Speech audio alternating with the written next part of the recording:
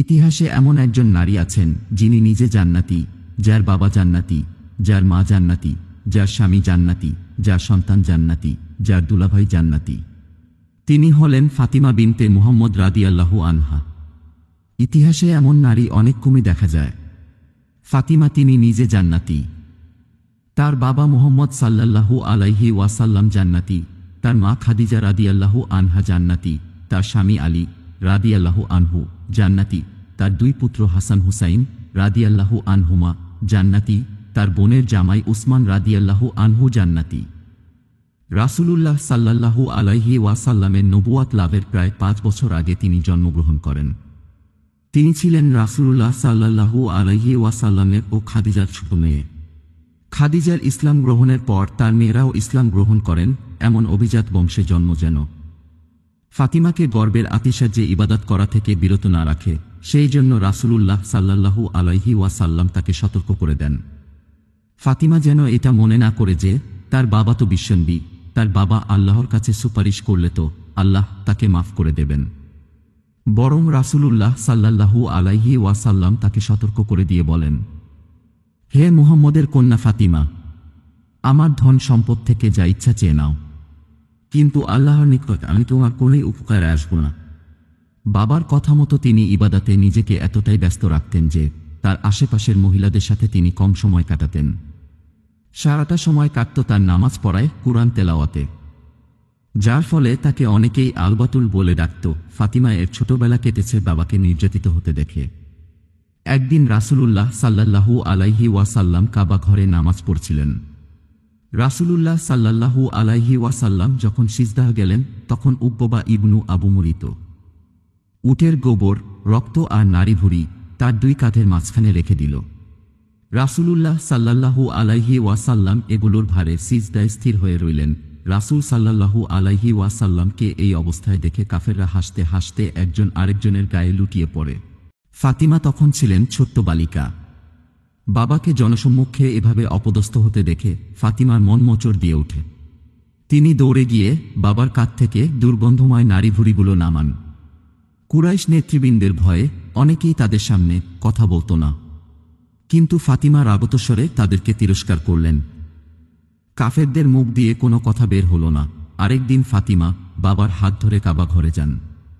রাসূলুল্লাহ সাল্লাল্লাহু আলাইহি ওয়াসাল্লাম যেই না হাজরে আসওয়াদের কাছাকাছি গেলেন, তখনই একদল মুশরিক তাকে ঘিরে ধরল, তার গায়ের চাদরটি তার গলায় পেঁচিয়ে ধরল। বাবাকে অপদস্থ হতে দেখে ফাতিমা ভয়ে হাত পা জমে গেল। তার শ্বাস নিঃশ্বাস বন্ধ হবার উপক্রম হল।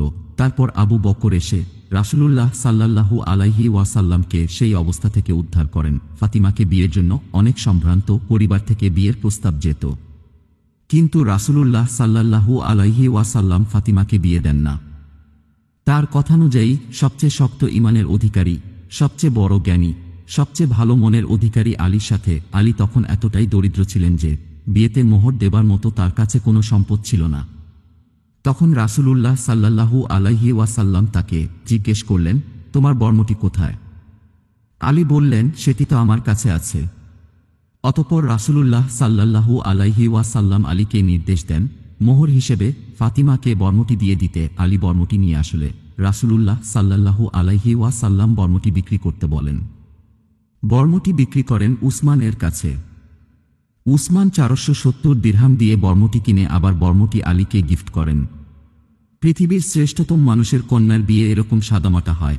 বাবার পরিবার মোটামুটি স্বাচ্ছন্দ্যে থাকলেও স্বামীর পরিবারে গিয়ে ফাতিমা দেখতে পান দারিদ্র্যের কষাঘাত। বিয়ের পর জাতা পিষতে পিষতে তার হাতে কড়া পড়ে যায়, মশক ভর্তি পানি টানতে টানতে তার বুকে দাগ পড়ে যায়, ঘরবাড়ি ঝাড়ু দিতে দিতে তার পোশাক ময়লা হয়ে যেত। এসব কষ্ট থেকে একটুখানি স্বস্তির জন্য তিনি রাসূলুল্লাহ সাল্লাল্লাহু আলাইহি ওয়াসাল্লামের কাছে একজন খাদিমের জন্য আবেদন করেন, যাতে করে তার কষ্ট কিছুটা কম হয়। কিন্তু রাসূলুল্লাহ সাল্লাল্লাহু আলাইহি ওয়াসাল্লাম তাকে দুনিয়ার এমন কষ্ট খুব স্বাভাবিকভাবে নিতে বলে তার ফোকাসটা আখিরাতের দিকে ঘুরিয়ে দেন। রাসূলুল্লাহ সাল্লাল্লাহু আলাইহি ওয়াসাল্লাম ফাতিমা এবং তার স্বামীকে উদ্দেশ্য করে বলেন, তোমরা যা চেয়েছিলে আমি কি তার চেয়েও উত্তম জিনিস শিক্ষা দেব না তোমাদেরকে? তোমরা যখন ঘুমানোর উদ্দেশ্যে বিছানায় যাবে তখন 34 বার আল্লাহু আকবার, 33 বার সুবহানাল্লাহ, এবং 33 বার আলহামদুলিল্লাহ পড়ে নিবে। এটা খাদিম পাওয়া অপেক্ষা উত্তম।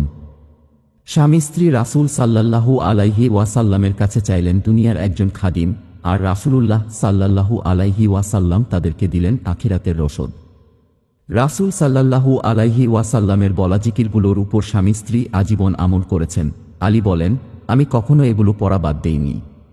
তখন একজন তাকে জিজ্ঞেস করলেন, এমনকি সিফিনের রাতেও? আলী তখন জোর দিয়ে বললেন, হ্যাঁ, এমনকি সিফিনের রাতেও সেটা আমল করেছি। ফাতিমা দেখতে ছিলেন অনেকটা বাবার মতো, এমনকি তার কথাবার্তা চালচলন ছিল প্রায় হুবাহু রাসূল সাল্লাল্লাহু আলাইহি ওয়াসাল্লামের মতো। আয়েশা রাদিয়াল্লাহু আনহা বলেন, রাসূলুল্লাহ সাল্লাল্লাহু আলাইহি ওয়াসাল্লামের সঙ্গে শারীরিক গঠন, চালচলন, চরিত্র, আলাপচারিতা ও কথাবার্তায় ফাতিমার চাইতে এত মিল আমি আর কাউকে দেখিনি।